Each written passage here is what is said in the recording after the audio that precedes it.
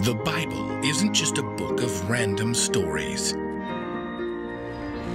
It's 66 different books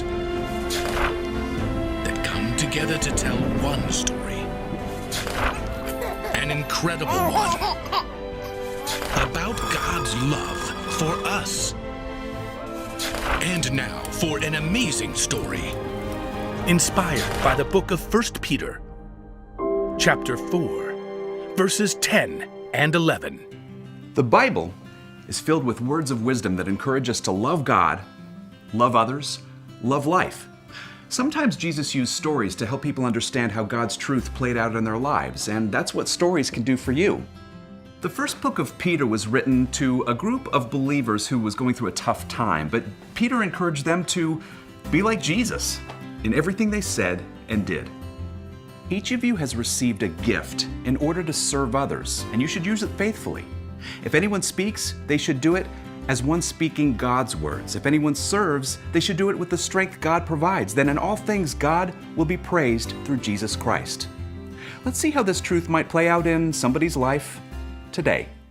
As a kid, Anthony had loved every trip to the We Are Toys megastore, so he was super excited to have landed a night shift job at We Are Toys to help pay for college. Woohoo!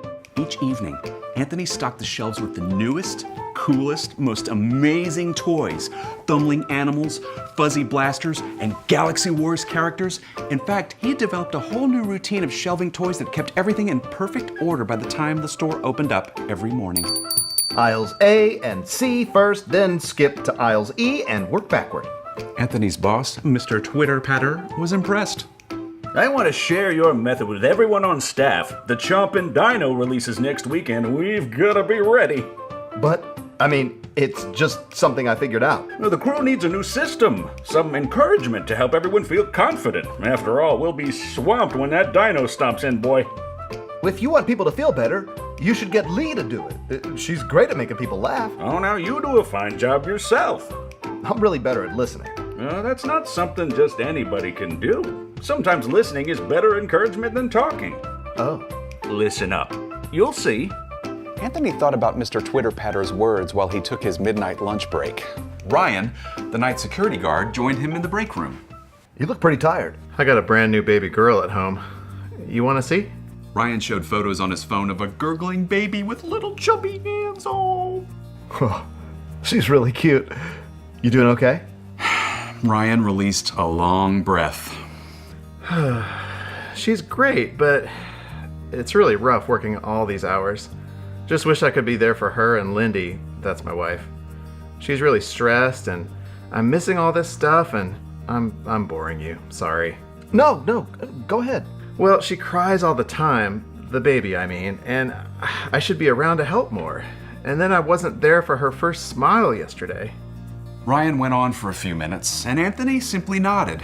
He could tell it was a rough time for Ryan. I know it'll all be fine, but it was really good to get that out. Well, I think you'll be a great dad. You are a great dad. Thanks, man. Later that night, Anthony showed Keisha, a new worker, how to run the lift. This is my first job. I've never had a real job. I just walked my neighbor's dog. Is that a real job? Did you get paid? Yeah, but I didn't have a time clock. I could do it any time, and I just got the employee manual. It's like 59 pages. I don't know when I'm going to read all that, and when I do, I don't know how I'll remember it all. And what if I drop boxes off the lift? No, don't tell me. I'll be fired. If I get fired from my first job, no one will ever hire me again, except maybe to walk their dogs. Keisha didn't stop talking for the next hour, but Anthony simply held his tongue and smiled.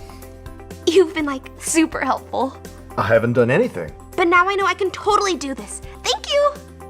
Anthony almost laughed, but Keisha was serious. She had been encouraged just by having someone listen to all of her worries. By 7 a.m., Anthony was ready to clock out and get a few hours sleep before his afternoon classes. But as he handed the keys over to Rita, the sharp-eyed, gray-haired warehouse supervisor, she winced. You made space for the Chompin' Dino shipment? Yeah? You're back okay? Still acting up, but you don't want to hear about that. I know you need to go. Anthony needed to leave. He was so tired, all he wanted to do was fall into bed. But he could tell Rita needed a boost. Well, I got a few minutes. Well, if the medications don't help, looks like I'm gonna need surgery, and goodness knows I got no time for that. Anthony listened as Rita detailed her problems. That must be hard. I've never had to worry about not being able to lift and stuff. Sure good to know someone cares. As Anthony finally stepped outside, he fell into step beside Mr. Twitter-Patter, who was also leaving. Well, think you encouraged the entire staff today. You listened out yet? Anthony grinned. My ears are a bit sore, but wow, I sure collected some stories. Well, you're gonna collect some more stories Friday morning when 782 people show up at 7 a.m. to get their chomping dinos. Pounding on the doors, grabbing those boxes, trampling the place like a bunch of prehistoric lizards.